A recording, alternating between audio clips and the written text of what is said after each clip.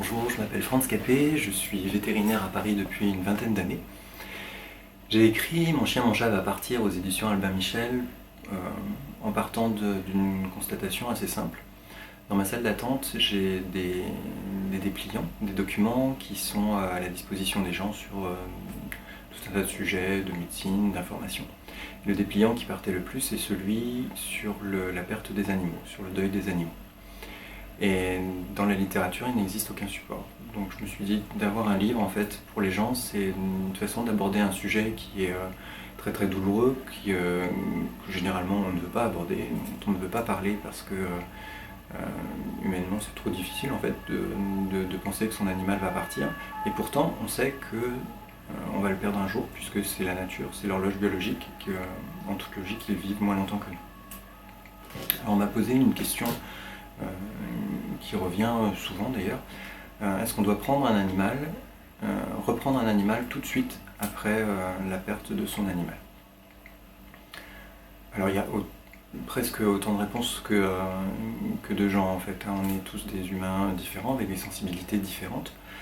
Reprendre un animal tout de suite, ça part souvent de l'idée assez logique. J'ai perdu mon animal, je souffre, je suis pas bien, je vais être mieux si je reprends un animal. En théorie, comme ça, c'est pas faux. En pratique, en fait, on se rend compte que on ne remplace pas son animal. Son animal, en fait, c'est une histoire d'amour, c'est quelque chose que l'on a vécu avec un être qui a des habitudes, qui est complice, qui est toujours présent avec nous. Se dire qu'on va pouvoir mettre un autre animal à sa place et que tout va aller mieux, c'est souvent voué à l'échec. Il faudra plus de temps pour se reconstruire, il va falloir recréer une relation, renouer des liens, et c'est pas juste en remplaçant un animal que l'on se sent mieux. On a besoin de ce que l'on appelle faire son deuil, prendre son temps, évoluer.